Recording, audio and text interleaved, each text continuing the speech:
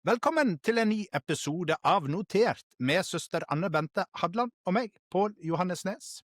I dag skal vi blant annet snakke om Pave Leo I kommende reise, som han alt har begynt på, monogami og polygami, og kanskje blir vi kjent med en helgen eller to.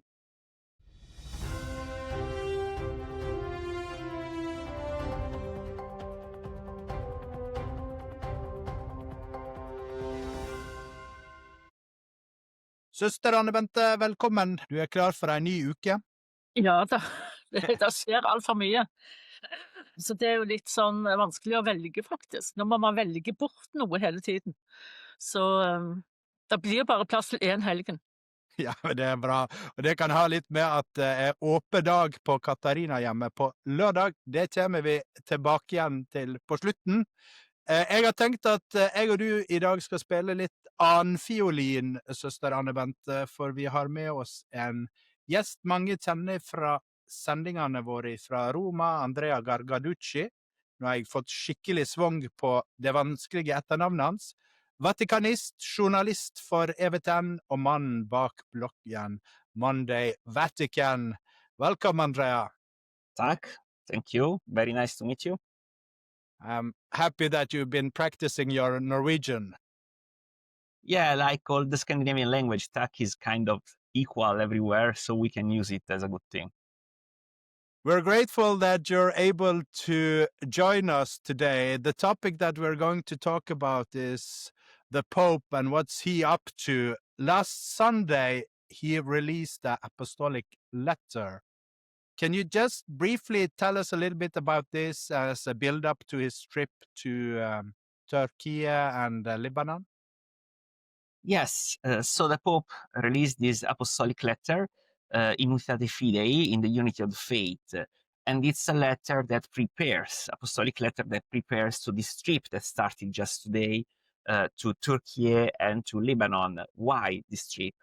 Tyrkia is the place where the first 8 ecumenical councils took place, but above all, is the place where 1,700 years ago took place the first ecumenical council, the Council of Nicaea, took place.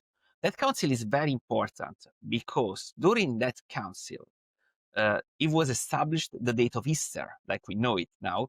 It was established the creed, our creed, the creed we proclaim during Mass is the so-called Nicene Constantinopolitan Creed, because the creed in Nicaea was mostly based on the Son of God and his substance and what actually is the Son of God, and then the part of the Holy Spirit was added in a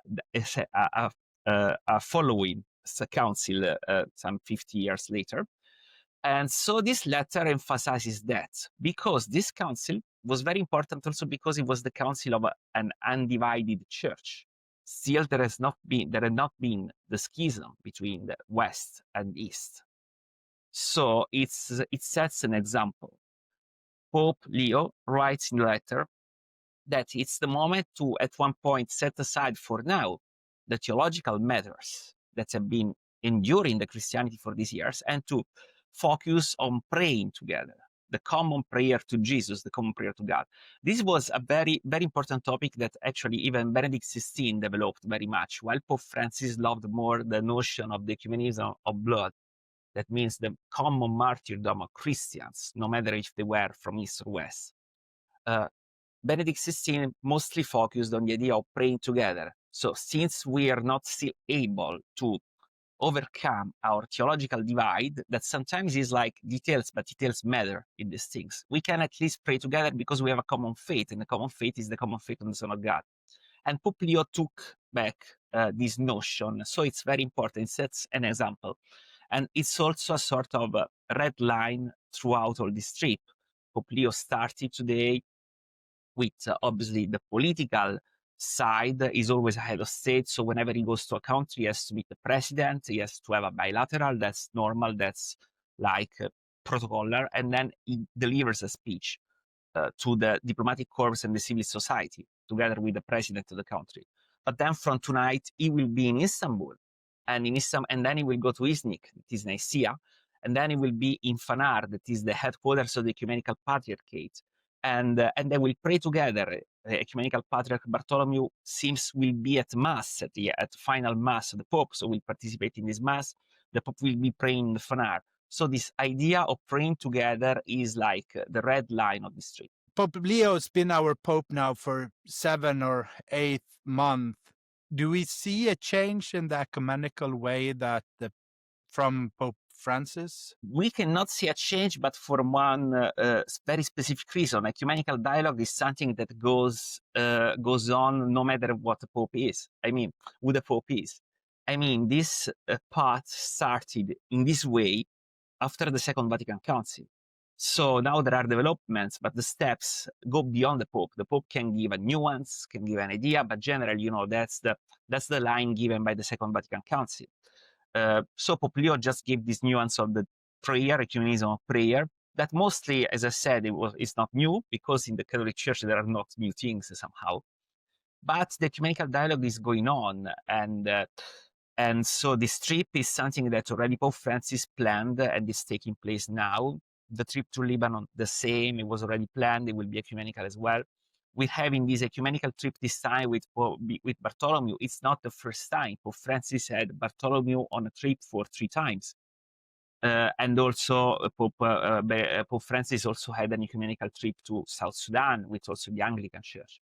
So I mean, it's developing well. There are many theological tables on many matters. I would say that the dialogue the Catholic Church in the ecumenical ways has with the Eastern churches is the most promising one, more than the dialogue you have with Lutherans, which is still advanced, but not as good as with Orthodox, because with Orthodox there is a common layer of faith and also a common understanding of the Eucharist, which is not the same with other Christians.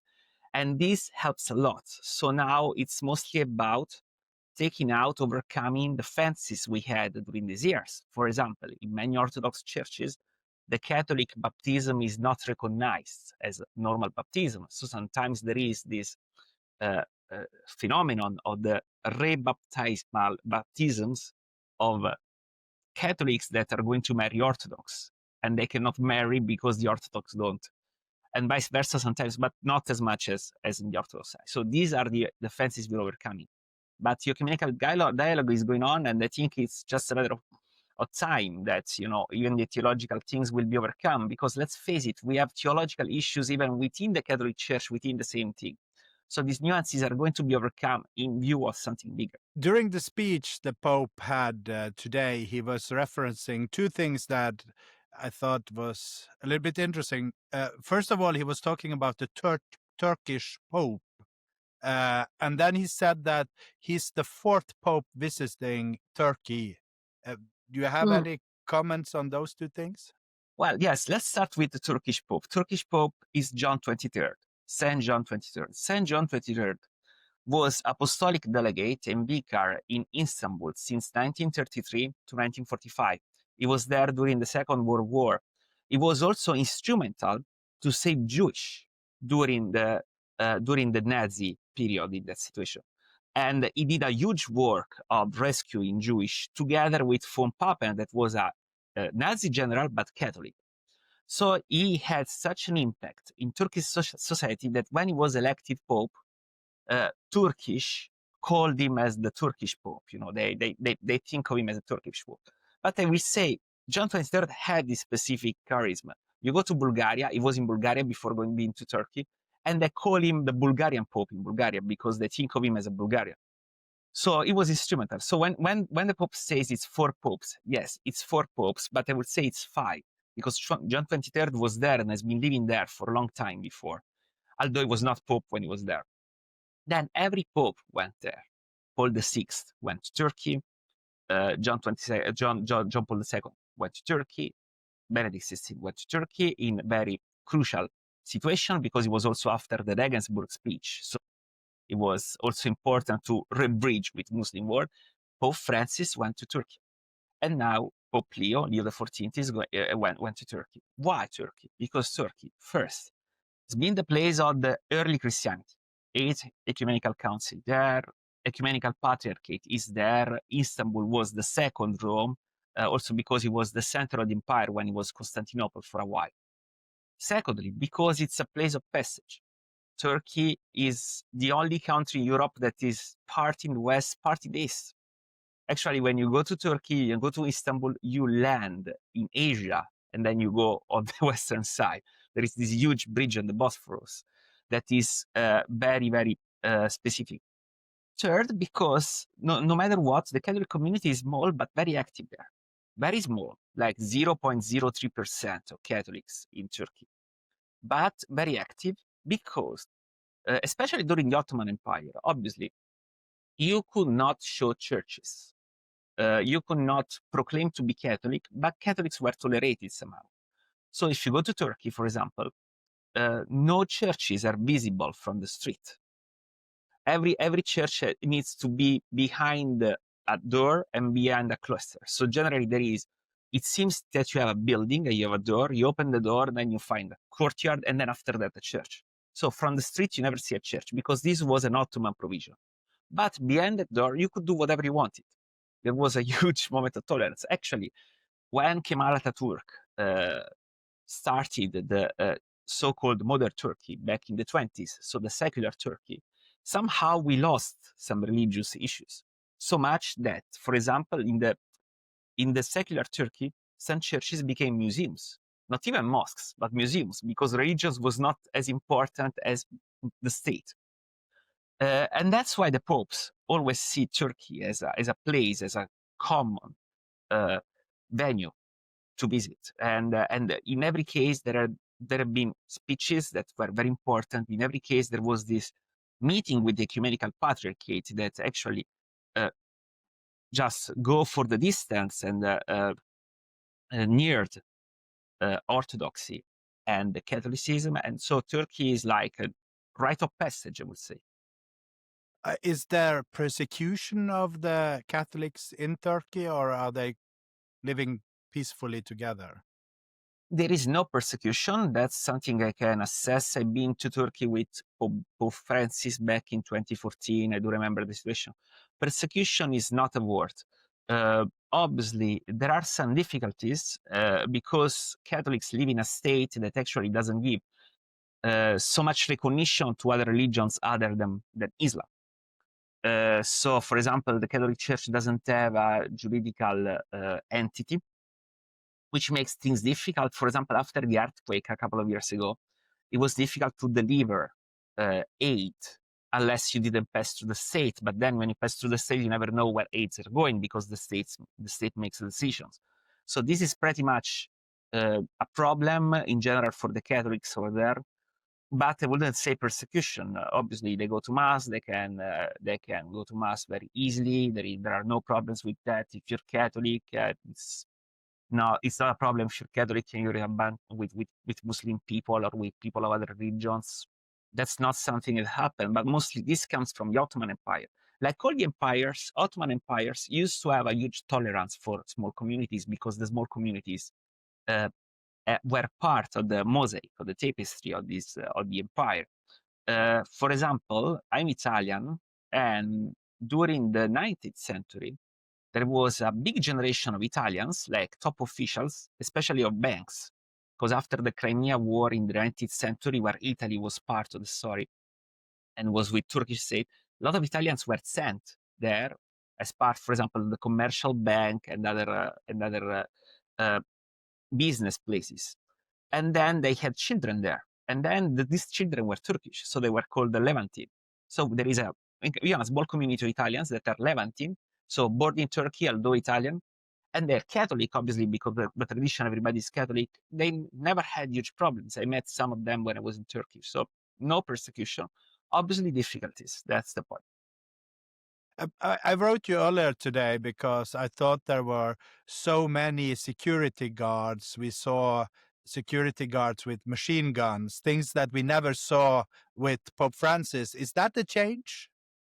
No, that's Turkey. If you check the footage from the Pope Francis trip to Turkey, that's the normal security measures they have in Turkey.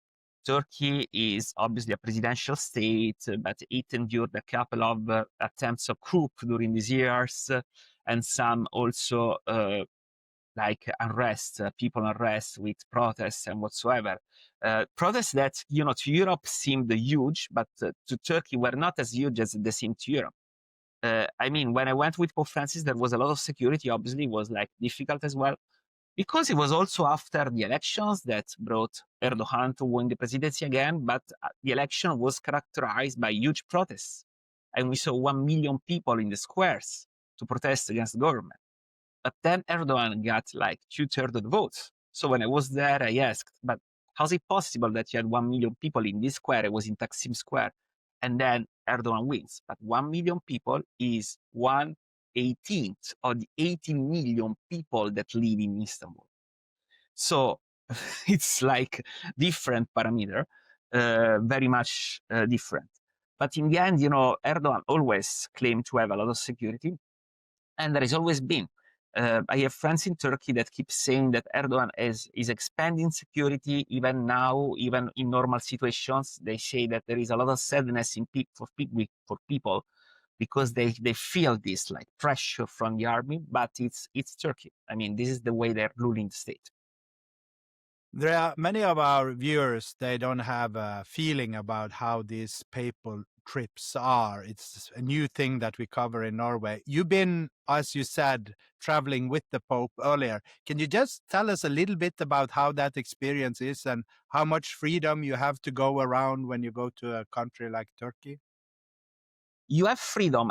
So there are two different ways to cover a papal trips on the field. One is going aboard of the papal flight, and one is going outside the papal flight, but always accredited because, there are press offices and whatsoever. When you're with a papal flight and you have an accreditation, it's kind of easy to move around because the accreditation helps you through that. So even with security measures, you can move around, but you have to respect the security measures. It is very much difficult to move around when you're with the papal delegation, so when you're flying with the Pope, because when you fly with the Pope, you're like embedded with the papal entourage. But you don't have access to wherever the Pope goes. For example, today, Pope Leo was in this bilateral meeting with Erdogan. Obviously, no journalists were there, not even the journalists from Vatican Radio. So you need to stay in the delegation, you need to adapt to all the security measures, which means that you're embedded in this delegation, you just glance what you can see, but you're always with the Pope. You can move around if you don't go with the delegation, so if you decide to stay in the press office, which is another possibility. And you can move around, when there are no events with the Pope, which is a good possibility. But you're kind of free. You need to stick to the program. Generally, the programs of the papal trips are very, very tight. We don't have this experience. We haven't had this experience recently with Pope Francis, but because last trips of Pope Francis were with an old Pope Francis, a sick Pope Francis. So obviously the schedule of the trip was tailored in a way that the Pope could rest. So we had one event in the morning, one event in the afternoon, not so many things altogether. But this Pope is young. So if you check the schedule today, the schedule is huge because he went to Ankara, he had this bilateral meeting with the president, he went to Mausoleum of Ataturk because that's like an obliged step for everybody who visit the country to go and pay homage to the founder of the country. And then is having lunch, and then is going to the Diyanet, that is the Commission for Religions, that is this, like say, department in the government that deals with all the religions. And then he's leaving with a flight, is going to Istanbul. And then tomorrow, if you check the schedule, is very tight. So if you're with a papal flight and you're in the pools, it's like you have no time to do anything else, but it's mostly because of time. It's not because of security measures. It's like a difference. It's very interesting because when you get into 2-3 papal flights, you understand also how you can move around, because in the beginning you are strict with rules. Then there is always some way to not to break the rules. That's not a thing, because obviously there are security measures that are not just Vatican security measures, but are the security measures that are decided by the country. But you can move around somehow. It's very interesting. If you are on the ground, by the way, it's nice as well, because you can see a lot of things from outside the papal flight, which means that you're not in the pools, so you don't go with the Pope everywhere. but you can be around. And being around is also interesting because when you're around, for example, there is possibility also to interview the bishops or the priests that take part of the celebration. Sometimes you interview some bishop that had lunch with the Pope and they had an exchange. It can be interesting. So both of the possibilities are good. There are no restrictions unless you are not in a war place, which makes some difference. Obviously, Iraq was more stricter than others because there was the war, obviously. Tomorrow the Pope is visiting a mosque.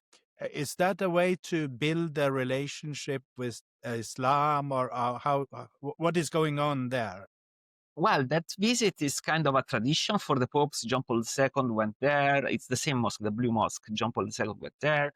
Benedict XVI went to visit the Blue Mosque. Pope Francis went to visit the Blue Mosque.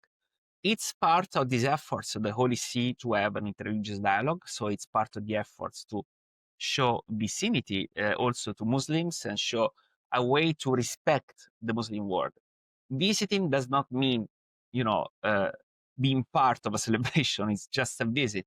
So there is nothing liturgical in that. But it's mostly a respect that there is a Muslim world, and also it's a way to foster dialogue, because when you go there, you foster dialogue. Actually, John Paul II did the visit to mosques for the first time, and it was kind of new. But it was Benedict XVI that included the visit to mosques even during the World Youth Day. When he went to Cologne for the first World Youth Day in 2005, he wanted, Benedict XVI, he wanted to have a visit to a synagogue and a visit to a mosque beyond the visits, the ecumenical visits, because he wanted to show this kind of dialogue. So it's kind of part of the regular trip, and obviously in this new Turkey, well, Islam is kind of crucial for the view of Erdogan that made of the religion, the Islamic religion, the center of his policy somehow. It's also a way to foster a dialogue with the government. He will also celebrate a large public mass in the city. What does such a celebration mean for the Catholic minority living in a secular and Muslim majority context? Oh, it's the one time for the Catholic community. It's the one time when they can be visible. As I said, even churches are behind the not closed door, but behind buildings, because they cannot be shown in the street. But in this case, they're visible. Their presence is there. They can gather together. Obviously, there are not so many.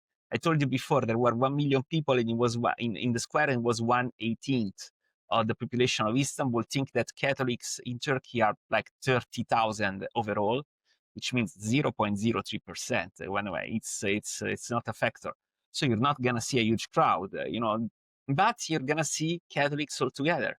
And that's a very important moment. Also considering that Catholics, they're coming not only from Istanbul, they're coming from many places. There is a big important Catholic community in Izmir, that's Svirne. The president of the Catholic Bishops' Conference is in Izmir now. There was a Jesuit community. There is a lot of activity from the Catholic Church in Turkey, no matter of the numbers.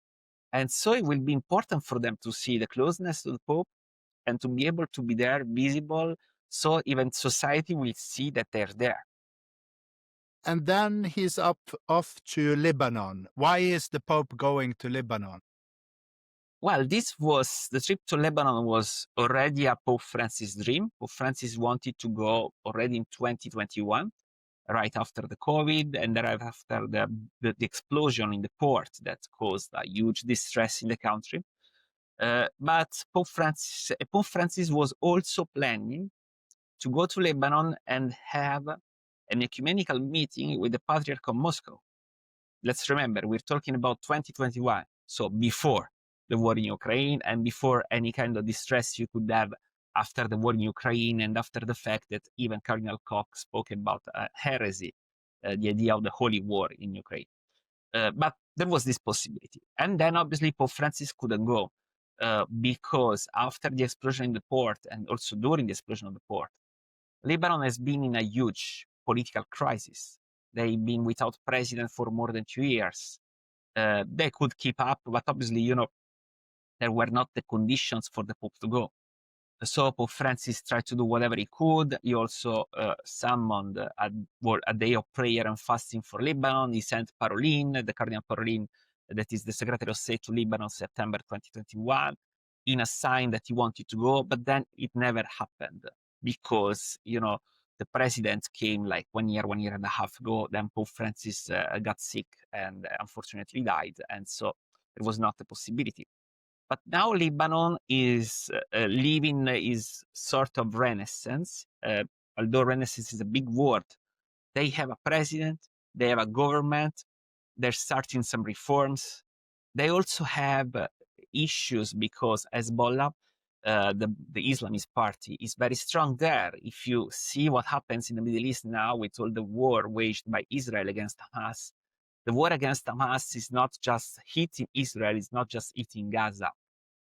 Israel hit a couple of times now last week, Lebanon, because they want to take out the Hezbollah that are allied to this kind of terrorists. I'm not going into the international implications of that, but I can tell that also the papal trip to Lebanon has been almost jeopardized by this. There were discussions even last week whether it was safe for the Pope to go or not, also because in the past, it was kind of granted that when a Pope was in a country, any kind of political issues were going to stop just for those days. But this is a new world where nobody cares about the Pope or whatsoever. I mean, it's no longer the time when John Paul II went to Peru and the guerrilla lords of Sendero Luminoso just decided not to do anything during the Mass and just surrounded the Mass but didn't do anything because out of respect for the Pope and the situation. Now we don't know. We don't know how things are. And that's why it's important to go. I mean, it's important to give a message to the only country in the Middle East where the government is shared by constitution. You always have a Christian president. You always have a Muslim prime minister, in a way that, there is a shared responsibility among religions. John Paul II said, and this expression has been abused very much, but it's true, that Lebanon is a country that is a message. It's a message to the Middle East. It's also a way to speak to Israel and to speak to the situation in the Middle East. It's also a way to speak about common faith. The trip to Lebanon is interesting because one of the new things is that the Pope will go to the tomb of Saint Charbel. Now, the tomb of Saint Charbel is very interesting because no Pope has been there, but Saint Charbel is not just a Maronite saint. It's a saint that also Muslims venerate. They go there for fertility, to ask for fertility or whatsoever, but they ask miracles to a Catholic saint. So beyond all the political issues, going there means also we can have a dialogue.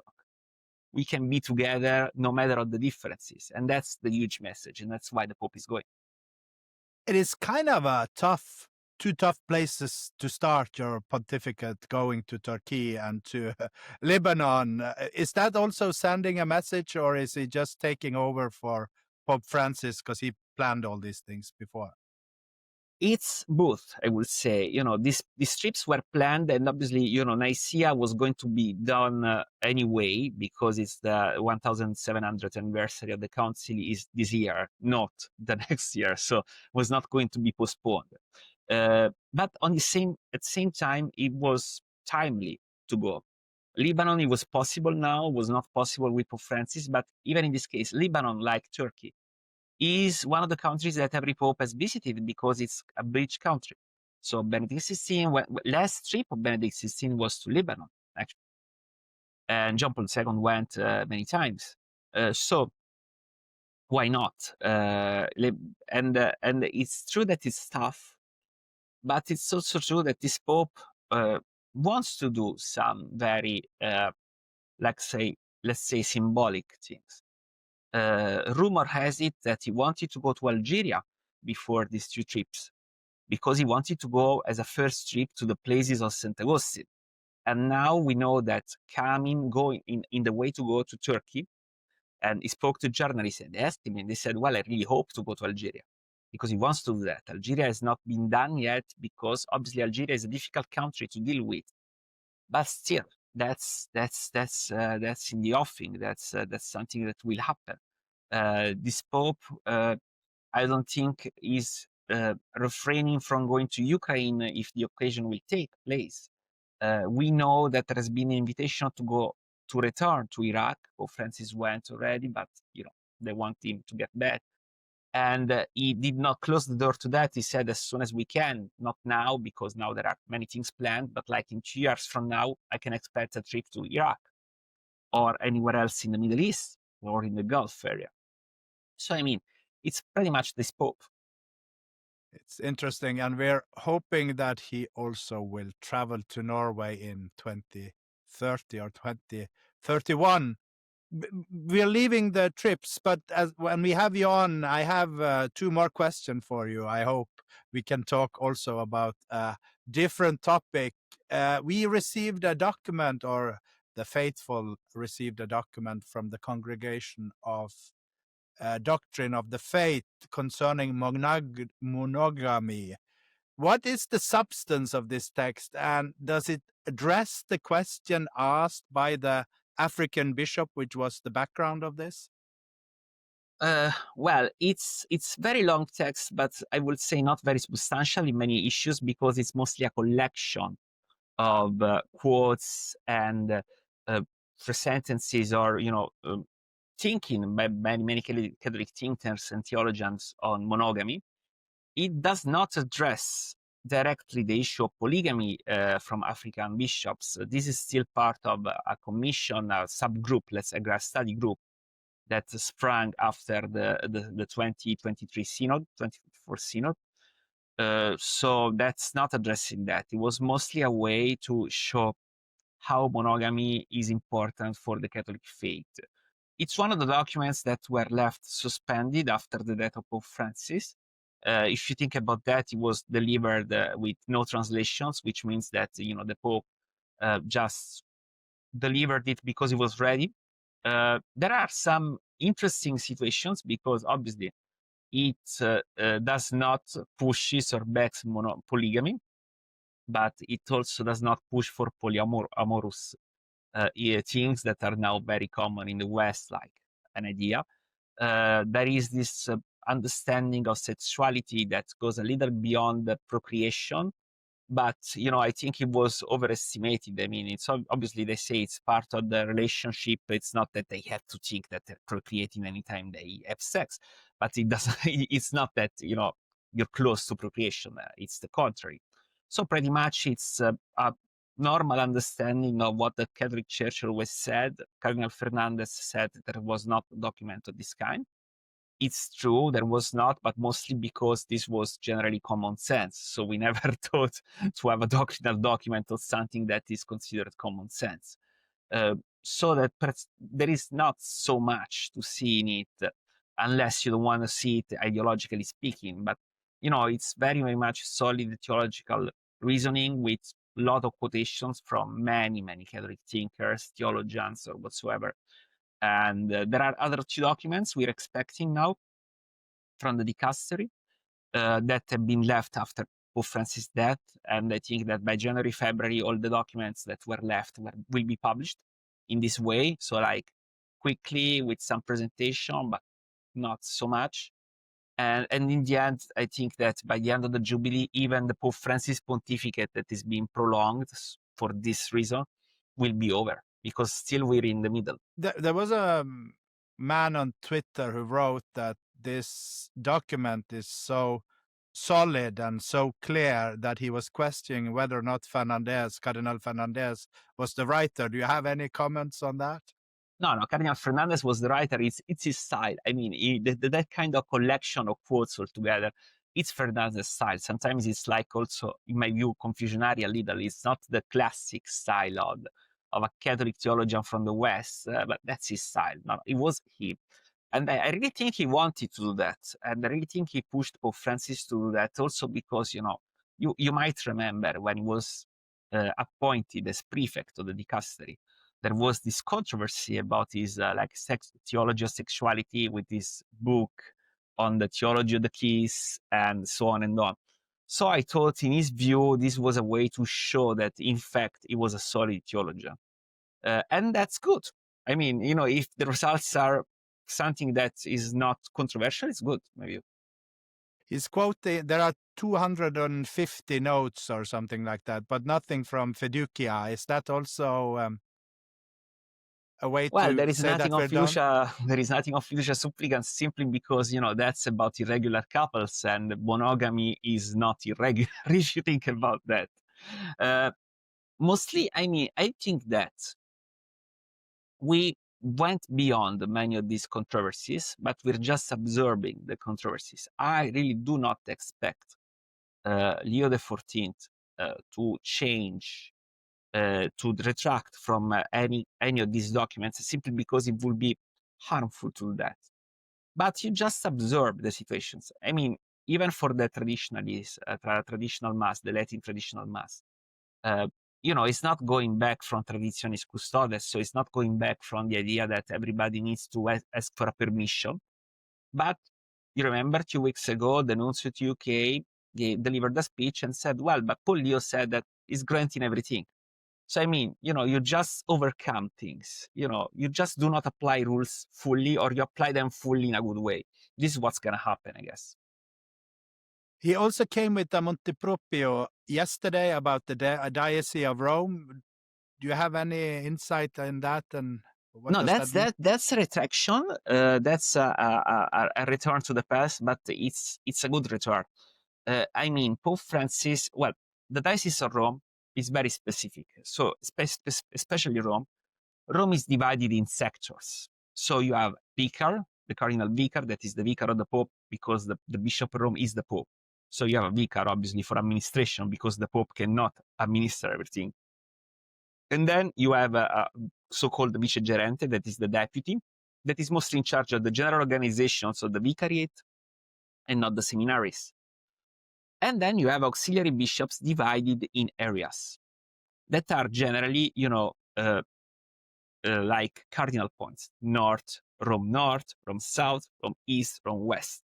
But there was one specific area that was Rome Center. Why? Because in the historic center of Rome, you have all the most important churches. It's not just a matter of administration or having a flock.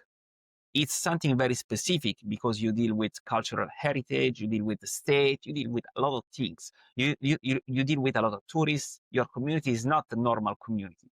It's a community of people who live there with the community of tourists that come there. And so it's different pastoral work. And it's also, like, from the administration point of view, very different. So there was a specific sector that was the center. Then Pope Francis made the decision to absorb the sector of the center in the other regional areas, because he said, well, otherwise we have a center that goes against peripheries, but peripheries need to be taken care of. So we consider the center in every of the peripheries, let's say that. And the motu proprio by Pope Leo just reversed this decision, and we get back to have a center. But he says, well, it's not oppositive. It's not against the Pope. If you read the motu proprio, he says, well, we understand that what Pope Francis said, these conditions stay, the reasons are okay. It's not that we're questioning the reasons, but it's, for administrative reasons, you need that. Then we're talking about administration. We're not talking about the direction of a pontificate, but it's very much better to have a bishop dedicated to that area, because it's very different, I can tell. It's totally different from having any kind of parish in any of the other geographic areas of Rome. Do we have a new Monteproprio Pope? No. I think we have motu proprio now because you have to reverse motu proprio. So as long as you have a lot of motu proprio, you have a very light law that you can reverse very easily. But my understanding is that now Pope Leo is summoning for the first time a consistory, but it will not be a consistory for the creation of cardinals. It's going to be a consistory for discussion, which is possible. It will be January 7, January 8, although there is not an official communication about that. So Pope Leo is ending the Jubilee. The Jubilee ends January the 6th, and then he does this consistory. During this consistory, I think he will give an overview of what he wants to do. It will not be motu proprio. It will be more of a direction. I also think that, the consistories will replace the Council of Cardinals. Today, there was the appointment of Bishop Mellino, Marco Mellino, that was the secretary of the Council of Cardinals and the secretary of the committee for the reform of the general regulation of the Curia that goes along with the Curia reform. And he was appointed adjunct, secretary adjunct of the dicastery for legislative texts, which means that, these kind of provisional committees or councils are going to be absorbed as well. And so I think that, the Pope will more likely have a major consistory for discussions once a year, and then mostly will govern this way. So no more motu proprio, more discussion, and more solid law. My final question to you before I let you go, what is the future of the study groups? Oh, well, the study groups, as far as I understand, they will finish their work. They did these interim reports, but the interim reports, as you might have seen, were not decisive, were mostly about the method they've been following so far. Then they will present their conclusions, and then the Pope will make a decision. But I think that, the Pope just take in consideration that, then we go further. And don't know if they're going to have an impact, but we're going to have another big synodal gathering a few years from now. So I think that these issues of the study groups will just slip toward the next synod, and we'll see how things develop. But I really don't think they're going to be decisive. Sister Bente, you have any question before we let Andrea go? No, I think this is fine. You have covered many, many topics, and we certainly could have discussed more, but I think it's better to stop and try to make sense of this in Norwegian afterwards. Yeah. Andrea Gagliarducci, once again, thank you for joining us. We can follow you on mondaywatican.com. Is it .com? Yes. .com. And on National Catholic Register, and of course on ewtn.no. Thank you for joining us today. Søster Bente, hvor skal vi starte hen? Jeg sier det. Nå har jo vi vært innom halvparten av det som har skjedd minst i Roma bare den siste uken. Det skjer så vanvittig mye, og det skjer enda mer. Da vi begynte å snakke om denne sendingen, så var det jo helt andre temaer som var oppe i dagen, og nå har Pave Leo på en måte sabotert hele opplegget vårt. Ja. Og med bestemmelsene sine, og ikke minst dette siste om Roma, men det skal vi se på siden, tror jeg. Altså bispedømmeinndelingen i Roma. Men vi har andre ting, helt andre ting faktisk, på planen vår. Og vi har brukt 43 minutter nå allerede, så vi kan ikke holde på alt for lenge i dag. Men hva tenker du om Pave Leo sin tur, og hva er det vi er vitne til nå? Det er jo veldig spennende da. Han snakket jo om Gagliarducci, dette med å reise til Tyrkia og til Libanon, og hvor land sånn som i Tyrkia, hvor kristne jo er en bitte liten minoritet. Og i Libanon, hvor kristne likevel har en helt annen posisjon enn de andre landene i Midtøsten. Så det er spennende av politiske grunner, men også kirkelig økumenisk. Og når det gjelder økumenikk, så skal jo paven møte, altså sammen med alle lederne fra de gamle patriarkatene. Altså Moskva er jo ikke med, og det hadde jeg lyst til å spørre Gagliarducci om, for han vil snakke om forholdet til de ortodokse og hvor nære det er og sånt, og det er de jo også. Men samtidig, hvem er de ortodokse? Det er en veldig stor og sammensatt gruppe, og den største gruppen som er under Moskva, den er jo ikke med her.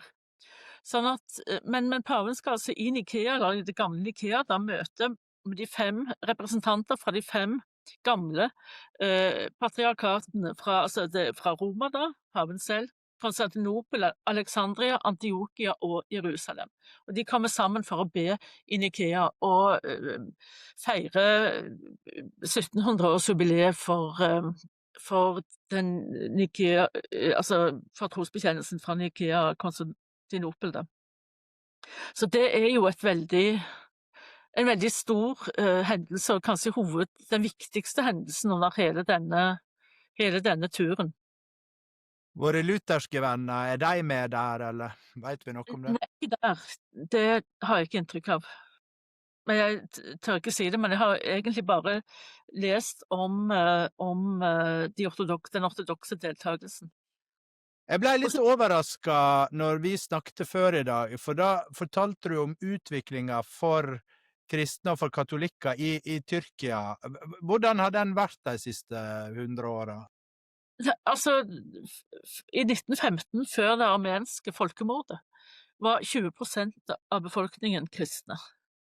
Nå er det 3 promille. Så det er jo en radikal reduksjon, og han sa jo det også, Gagliarducci, at de har jo for så vidt trosfrihet, men de får jo ikke lov, altså kirken er jo skjult fra gateplan, ikke sant? Altså, de har lov å feire messer, de har lov å være kristne troende, men kirkene skal jo ikke synes. Så denne store offentlige messen med Pave Leo ble jo en sånn synlig manifestasjon av katolsk nærvær i Tyrkia, som ikke er vanlig. Og det som jeg også la merke til under overføringen i morges da paven landet, det var jo at det var jo ikke folk i gatene som sto og så etter ham, eller vinket, eller prøvde å få et glimt av paven, sånn som man er vant til fra andre steder. Det var ingen folkelig oppslutning på en måte. Det var jo en video, da måtte jeg trekke litt på smilebåndet. Han ble jo flanka av ca. 100 hester når han skulle møte presidenten. Det er ganske annerledes den hverdagen vi er vant til her i Vesten, og veldig tydelig militært preg. Veldig, veldig. Hvis vi forleter vår gode venn og far Pave Leo, hva annet enn Pave Leo-stoff kan vi vente oss i Notert i morgen? Altså, vi ender jo tilbake til Norge da. Ikke bare Norge forresten, men biskop Erik har kunngjort at alle sognekirker i Midt- og Nord-Norge er jubelårskirker resten av året. Altså fra første søndag advent til 31. desember.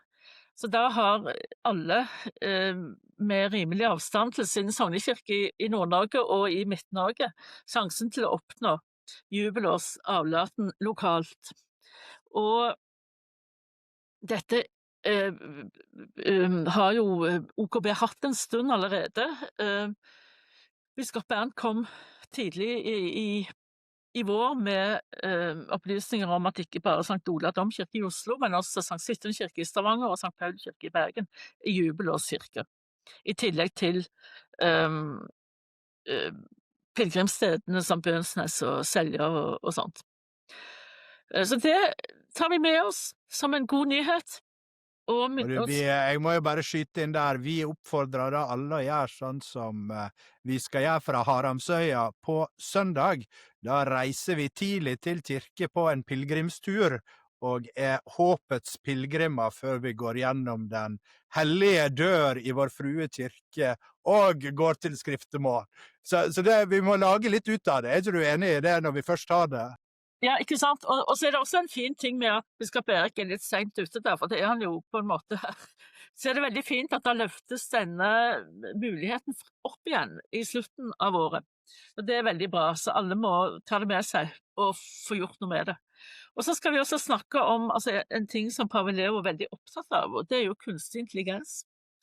For jeg vet, han har jo publisert en film med en mor som mistet sønnen i et selvmord, en ung gutt, etter oppfordring fra en chatbot eller en AI-kompis da, får vi si. En ganske forferdelig historie, men filmen er verdt å se, og artikkelen er verdt å lese, og vi skal snakke litt mer om det her, for paven tok også dette opp i et møte med amerikanske ungdommer nylig. Han nevnte det vel faktisk også i talen han holdt i dag, rett før vi gikk på sending, hvis jeg ikke husker feil. Det gjorde han også. Ja, det kommer i alle sammenhenger. Det var jo noe av det første han nevnte da han var blitt valgt til pave også, som den store, hva skal vi si, industrielle utfordringen i vår tid, sånn sammenlignet med hva som var Leo den 13.s utfordringer da han ble pave. Så skal vi selvfølgelig ha ukens mulige helgen, og det er denne gangen en kvinne fra Australia som ble utdannet seg til lege, ferdig lege i 1910, en av de sånn tidlig som kvinne på det området da. Men som gikk i kloster i India, inn i en nederlandsk kongregasjon faktisk, og som virket som lege i India, som ordenssøster. Så hun står ved siden av at hun har utrettet store ting og har levd et liv i heroisk kristendom, så er hun også en representant for mange av disse flotte søstrene som vi kjenner i Norge også, som har vært foregangskvinner når det gjelder sykepleie og sykehusvirksomhet. De har vi i Norge også, fremdeles noen få igjen av. Men Mary Glowy, som hun heter, hun får vi stifte nærmere bekjentskap med nå i kanskje en helgen. Det var en som spor meg om, det lov å be om forbønn fra disse kanskje helgenene våre? Ja, det er litt av poenget. Altså, i hvert fall de som de er jo på vei, ikke sant? Og det som trengs for at de skal bli en helgen, det er jo at man nettopp blir bønnhørt. Så det å be om forbønn hos dem, det er helt på sin plass, faktisk. Det er det som forventes på et vis. Søster Anne Bente, jeg er så heldig at jeg hver dag får snakke med folk som vet mye mer enn meg. I dag fikk du lov å gjøre det når vi fikk høre på Andrea Gagliarducci. Jeg håper ikke jeg fornærmer deg med å si det. Hva tenker du om at vi kan bringe kapasiteter som han ut til det norske folk? Det er jo alltid godt å få informasjon fra, hva skal vi si, kompetent hold, og fra folk som sitter veldig nær på det som skjer. Vi befinner oss jo litt i utkanten, selv om vi har tilgang på veldig mye informasjon, men Andrea er jo en veldig dreven vatikanist, som kjenner kirkens historie, både den eldre, men også den nyere da, som er veldig aktuell i denne sammenhengen, og som kan både trekke linjer og komme med poenger som vi ikke har tenkt på selv, så det synes jeg er kjempefint. Og jeg fikk litt tilbake godfølelsen når jeg og du og han sto og ventet på vår nye pave. Vi visste ikke hvem det var, og vi sto og tippet sammen med han mens vi ventet på Pave Leo skulle komme ut og hilse oss alle. Jeg tror vi skal la det være med det i dag, så skal vi komme sterkere tilbake på norsk neste uke. Vi er glad for alle som følger Notert hver uke. Denne ukas store avsløring, hvis vi skal ha det, det er vel at paven er på reise, noe som det virker som norske medier kanskje ikke helt har fått med seg. Takk for at du så på oss i dag.